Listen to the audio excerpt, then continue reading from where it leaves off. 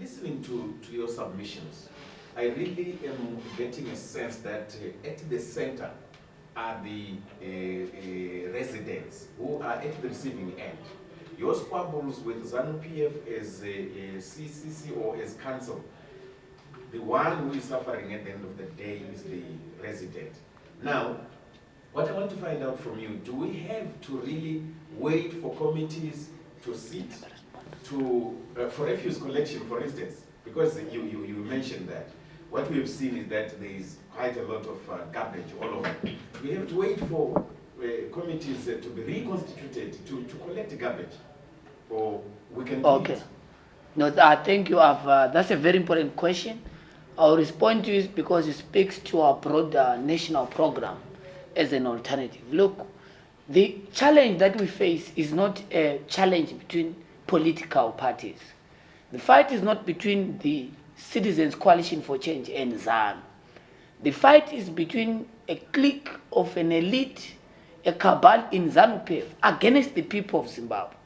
These are councillors given mandate for by the people of Zimbabwe. If you hear the mayor, he spoke around the question of the political intention to punish the people of Harare in particular and other urban areas for voting against the regime in Salisbury. So what you see at the present moment is a deliberate political program against ordinary people. And in terms of, and I'll answer that also to add on what he has said around our program of action. We are raising this because this is an urgent issue, and we thought that the media must be able to know the kind of challenge that we are facing, so that we unpack to you our program, political program, legal program to deal with the mess in council. But it doesn't stop us. You saw that a few days ago, we're in Harare East to deal with the question of service delivery. So what we have done in the temporary basis is to make sure that we give an instruction to all our deployees, whether they were elected or not, that the service delivery agenda is primary to our Citizens Action for Change program for 2022.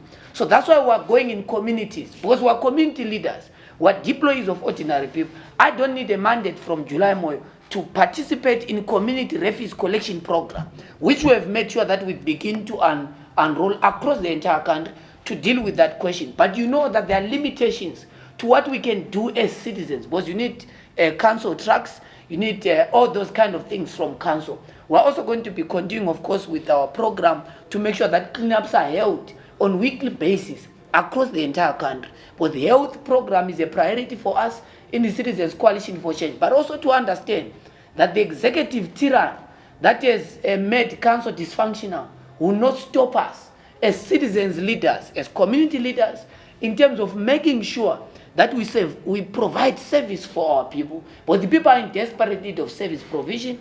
The people are in desperate need of a program to make sure that we deal with road rehabilitation. But you know that citizens' effort have got a limitation. That's why we can only do so much as a leadership collective. But also we are conscious that we must deal with the mess in central government so that executive powers are retained to council, so that council becomes functional, so that council can retain and execute its mandate given by ordinary people. What ZANU wants to have this narrative that, no, look, there are potholes, there is no water, there are sewages, and it's a CCC government. They are dysfunctional. Those elections, ZANU wants them to be rituals that are held from time to time without respect of the will of the people. So that's a political and national problem that we face. You saw it in council. At the present moment, they are doing the same in parliament. They want to render parliament dysfunctional so that the executive becomes law unto itself, render the judiciary dysfunctional, render the legislature dysfunctional. So the principle of separation of powers at the present moment does not work in Zimbabwe, which is a constitutional thing, which we must just respect. Let parliament do its work, let the judiciary do its work without interference, and let the executive do its mandate. Once we do that, we know that we've got a constitutional democracy, not just in theory, but in practice. So that is the nature of the problem, but it doesn't stop us as a leadership, citizens, collective movement to do our moral and political responsibility to deliver change.